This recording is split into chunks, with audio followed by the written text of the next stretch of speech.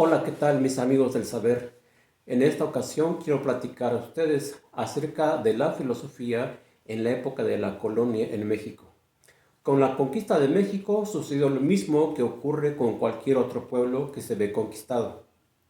Se va adquiriendo los rasgos de la cultura del pueblo conquistador hasta llegar a ser una síntesis específica que llega a constituir el primer símbolo del mestizaje. Por un lado, era necesaria la difusión de la nueva religión cristiana, haciendo que los indígenas abandonaran completamente sus ritos ancestrales y acogieran de buena manera la nueva religión. Y por otro lado, preparar y consolidar el armazón intelectual necesario para difundir la nueva cultura. Es necesario un sustento que se encuentra justamente en la escolástica.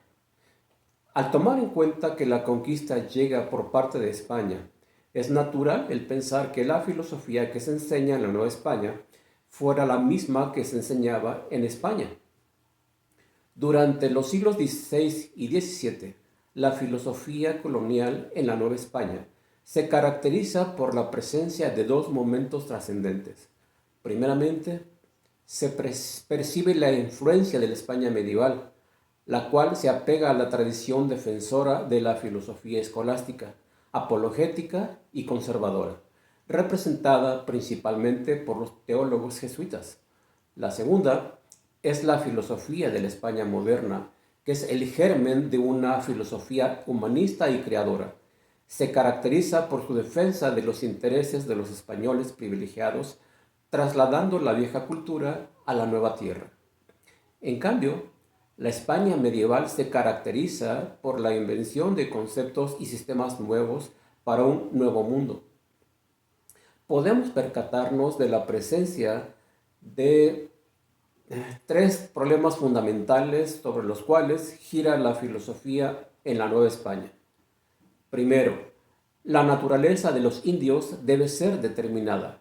Se concebía a los aborígenes como seres irracionales y consecuentemente incivilizados. Aun suponiendo que los indios sean seres racionales, libres e iguales a los españoles, había una diferencia fundamental entre estos dos grupos: la falta de preparación para poder ejercer sus derechos. Además, se pensaba que aquel que puede ver con la mente por naturaleza manda y domina, mientras que aquel que puede ejecutar con el cuerpo por naturaleza sirve y obedece, lo cual trae como consecuencia el hecho de que los menos inteligentes deban de someterse a los más inteligentes. Había entonces que establecer en la mente tanto de los conquistadores españoles como en la de los conquistados mexicanos una idea de hombre, en la cual se dieran la supresión de la dicotomía mandar-dominar, servir-obedecer. Segundo, a los indios se les debe incorporar paulatinamente a la nueva cultura, partiendo del hecho de poder reconocer que todo hombre tiene derechos inherentes a la persona humana, ya que todos tienen entendimiento y voluntad. Todos se complacen cuando hacen el bien y de igual manera aborrecen hacer el mal. Como consecuencia, es necesario aceptar que todos los hombres están igualmente capacitados para recibir cultura. Un personaje importante en la aculturación de los indígenas fue Fray Bartolomé de las Casas. Centraba su atención en el proceso natural para los españoles de la evangelización de los indígenas, los cuales poco a poco deberían renunciar a su religión y adoptar, en cambio, el cristianismo como algo completamente nuevo que venía a romper con la religión incomprensible de los indígenas. Tercero, atender los problemas jurídicos generados por la conquista y la colonización. La filosofía en la Nueva España era privilegio del clero y su sentido era totalmente escolástico. En él se fundamentaban las concepciones jurídicas. Los estudios filosóficos en la Nueva España fueron introducidos por Fray Alonso de la Veracruz, considerado el primer profesor de la filosofía. Introduce la filosofía de Aristóteles. Como una consecuencia, la Nueva España tiene una alta vida intelectual.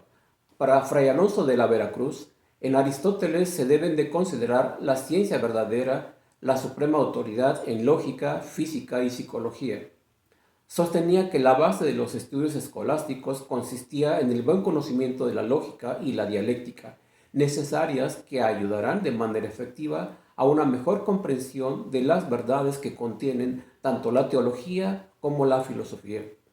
Un tema fundamental en la enseñanza de Fray Alonso de la Vera Cruz fue el problema del matrimonio legítimo e ilegítimo.